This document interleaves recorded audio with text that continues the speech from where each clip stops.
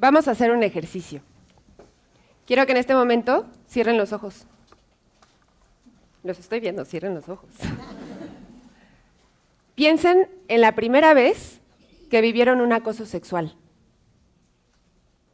Piensen cuántos años tenían, dónde estaban, con quién estaban, cómo se sintieron en ese momento. Y ahora la siguiente pregunta es, ¿fueron la persona que vivió el acoso o la persona que perpetró el acoso? Pueden abrir los ojos. La primera vez que yo viví un acoso sexual, tenía 8 años, era esta niña. Mis padres habían salido de vacaciones y teníamos un vecino que vivía justamente enfrente que todos los domingos jugaba fútbol con mi papá. No era una persona muy cercana a la familia, pero sí era alguien que yo veía todos los domingos y que además me conocía desde que nací. Mis padres se van de vacaciones y mi abuela se queda a nuestro cuidado. Este señor también se hizo amigo de mi abuela y entonces ese día llega, toca la puerta y pues para mí era alguien conocido, simplemente pues lo dejé pasar en cuanto me preguntó si estaba mi abuela. A los pocos minutos, no sé cómo, pero tengo a este hombre atrás de mí, pasando sus manos por mi cuerpo, mientras me repite una y otra vez, qué bonita niña eres.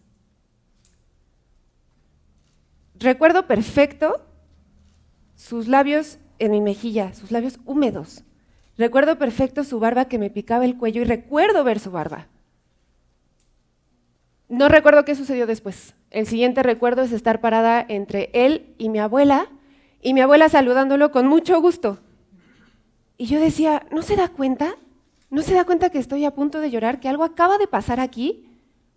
Durante días tuve esto en la cabeza porque pues mi abuela no se había dado cuenta y por lo tanto yo no dije nada. Lo tuve en la cabeza y dije, fue mi culpa porque lo dejé pasar a la casa, fue mi culpa porque yo en ningún momento le dije, esto no me parece adecuado, fue mi culpa. Como niña de 8 años, tal vez con otras palabras, me repetía que fue mi culpa.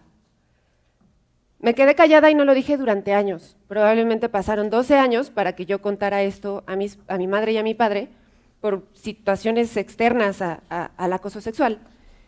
Y ellos no podían creer que esto sucediera en su casa, que esto le haya sucedido a su hija de 8 años, a quien cuidaron bastante. Me gustaría decirles que este es un caso aislado, que esto fue algo que me sucedió a mí y no sucede a más niñas en el país, pero no es así. Ella es Fabiola.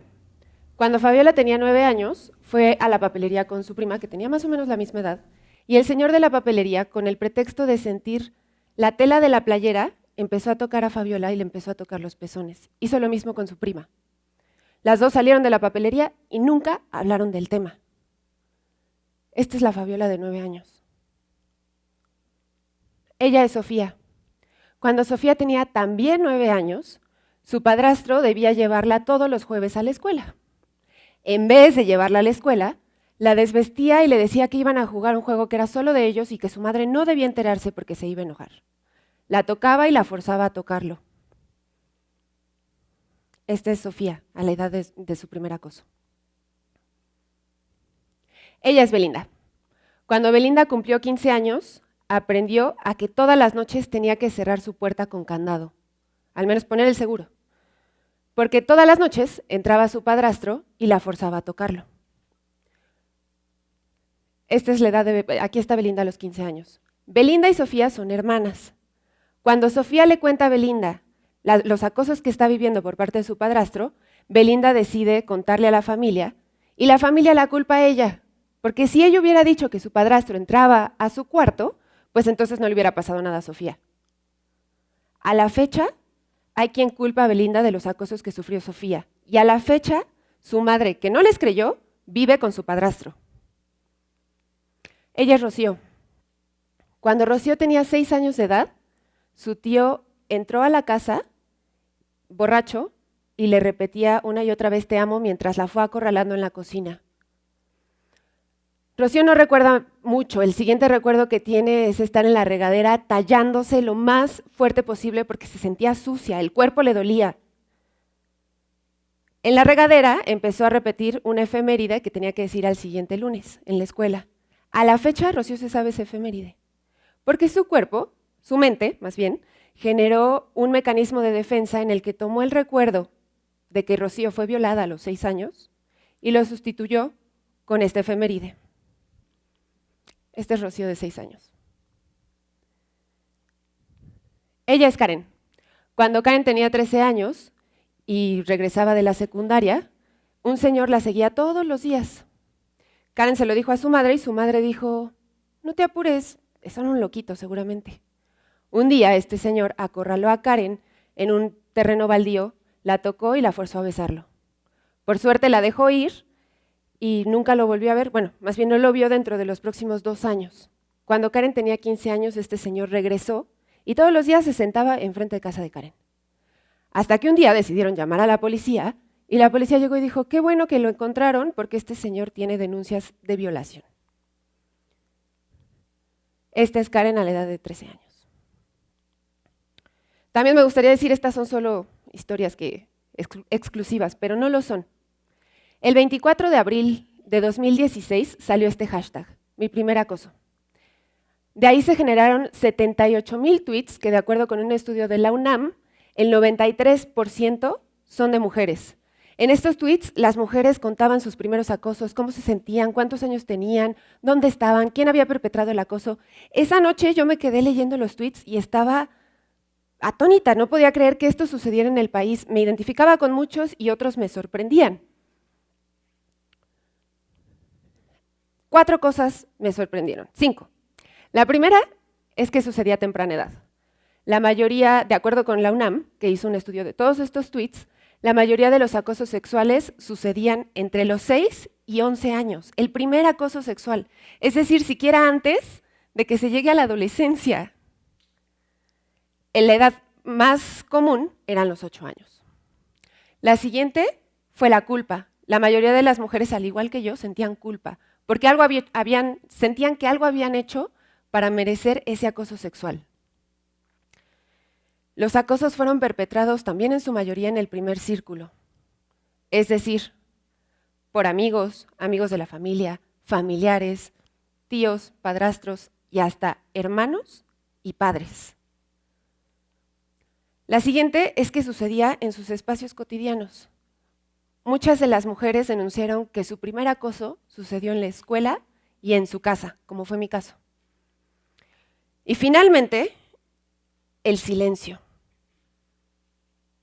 Muchas de ellas se habían quedado en silencio durante años, al igual que yo, pasaron décadas para que pudieran hablar este acoso sexual. Muchas otras era la primera vez que hablaban de este acoso sexual. Y entonces, ese día yo dije, ¿qué está sucediendo? ¿Por qué los hombres están tocando a niñas tan pequeñas? O a niñas, ¿no? Fin. Y entonces dije, bueno, tal vez es una cuestión de edad. Y me gustaría decirles que sí, que es una cuestión de edad, pero tampoco lo es.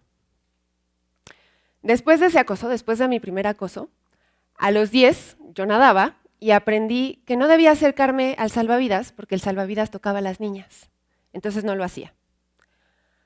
A los 13, de repente, mi cuerpo se convirtió en una canasta de básquetbol, porque mis compañeros jugaban a ver quién podía atinar un papelito una bolita de papel a mi escote. A los 14 empecé a escuchar piropos en la calle. De repente mi cuerpo había cambiado y los primeros en darse cuenta eran desconocidos. Eran hombres que me veían por partes. A los 15 escuché el primer piropo que me marcó. Chiquita con chichis de oro, te lo quiero poner entre las tetas. Nunca había dicho ese acoso en voz alta. Hoy es la primera vez que lo hago. Los años pasaron y generé mecanismos de defensa. Empecé a caminar enojada en la calle. Empecé a mirar a la gente directamente. Si tenía que ir a algún lado, iba a ese lugar con pasos firmes. Inclusive, estoy segura, como muchas mujeres aquí, empecé a caminar con las llaves en la mano. Pero ninguno de esos mecanismos funciona, porque el acoso sexual está presente en todos lados. Hace algunos años, ya en mis 20s, una de mis parejas tuvo sexo conmigo cuando yo seguía dormida, es decir, sin mi consentimiento. El espacio más íntimo tampoco era seguro. Y a los 26 gané un premio de periodismo nacional. lo logré, por fin era reconocida por mi cerebro, por fin. Di el discurso de aceptación y se acercó a mí un periodista y me dijo, si esto logras a los 26, no quiero saber qué vas a lograr dentro de 10 o 15 años. Vas a ser una mujer que nadie pueda parar. Y ese había sido el halago más grande que me habían dado en mi carrera profesional o probablemente en mi vida. Esa noche hubo una fiesta para celebrar el premio y durante esa misma fiesta, ese mismo hombre que me dio ese halago me tocó sin mi consentimiento.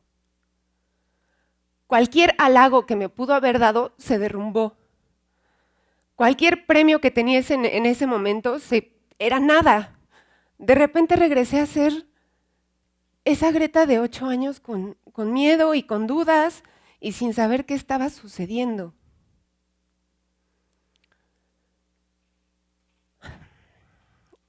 Creo que si preguntara en este momento cuántas mujeres han vivido un acoso sexual en su vida, más del 90% de las mujeres aquí levantarían la mano. Cualquier tipo de acoso, ya sea un piropo o hasta llegar a una violación. No es algo que viví solamente yo, es algo que aprendemos las mujeres todos los días. Y en mi caso, yo a los 8 aprendí que no estaba segura en mi casa, a los 12 que no estaba segura en la escuela, a los 14 que no estaba segura en la calle, a los 23, 24 aprendí que no estaba segura con mi pareja. Y a los 26 aprendí que aquellas personas que se dedican a visibilizar las injusticias también las reproducen. No es un caso aislado, todas hemos aprendido algo similar. Y aquí tenemos una problemática, la estamos viendo, pero hay cosas que nos duelen tanto o nos incomodan tanto que preferimos no verlas. Pero es labor nuestra arreglar esto, es labor nuestra solucionar esta problemática. Y entonces quiero regresar a los 5 puntos que llamaron mi atención. El primero, que suceda a temprana edad. Tenemos que hablar con nuestras niñas y niños y enseñarles que su cuerpo es suyo. Decirle a las niñas, tu cuerpo es tuyo y nadie lo puede tocar más que tú. Decirle a los niños, tu cuerpo es tuyo, nadie lo puede tocar más que tú, pero además no eres dueño de ningún otro cuerpo, ni tienes derechos sobre ningún otro cuerpo. La culpa. Todas nos sentíamos culpables, pero en realidad no importa qué tan pronunciado sea el escote o qué tan corta sea la falda, un acoso nunca es nuestra culpa. No fue mi culpa dejar entrar al vecino, no fue mi culpa llevarme bien con mis compañeros, no fue mi culpa acercarme a un colega, ninguno de mis acosos fue mi culpa. En realidad la culpa es de un sistema que les ha enseñado a los hombres que tienen derecho sobre nuestros cuerpos y de los hombres que aprovechan ese sistema. El siguiente es el primer círculo. En este momento vamos a hacer otro ejercicio. Quiero que volteen a ver, si vienen con alguien, que volteen a ver a la persona con la que vienen. Si no, hagan también el esfuerzo de voltear a ver a la persona que está al lado de ustedes. En este momento, ¿se atreverían a tocar a esa persona sin su consentimiento? Probablemente no. Ahora, después de haber visto a esa persona, quiero que piensen, ¿su cuerpo vale más o menos que el suyo? La pregunta esta es un poco ridícula, ¿cierto? Los cuerpos valen exactamente igual, no tendríamos por qué estar pensando en ponerle valor a un cuerpo. No tenemos derechos sobre la otra persona, somos seres humanos y eso nos hace iguales sin importar nuestra edad o nuestro sexo. Entonces, una vez que entendimos esto, me parece que es sencillo entender que no importa si conozco a esta persona o qué tan cercana es a mí, o si es una persona completamente desconocida, no tengo derecho sobre su cuerpo. La siguiente, los espacios cotidianos. ¿Cuántas veces hemos visto a un hombre tirar un piropo a una mujer en la calle? O un chiflido, algo. Seguro lo han visto. ¿Han dicho algo? Tendemos, que bueno que por ahí alguien dijo algo, pero tendemos a no decir nada, a quedarnos callados y calladas. ¿Cómo pretendemos eliminar el acoso sexual de nuestro espacio más privado si ni siquiera lo eliminamos en el ámbito público? Finalmente, el silencio. Tenemos que romper el silencio. Es necesario que hablemos de estos temas, aunque nos incomoden. ¿Y cómo lo vamos a hacer? A través de la empatía. Con las historias conectamos, con las historias nos identificamos con la gente.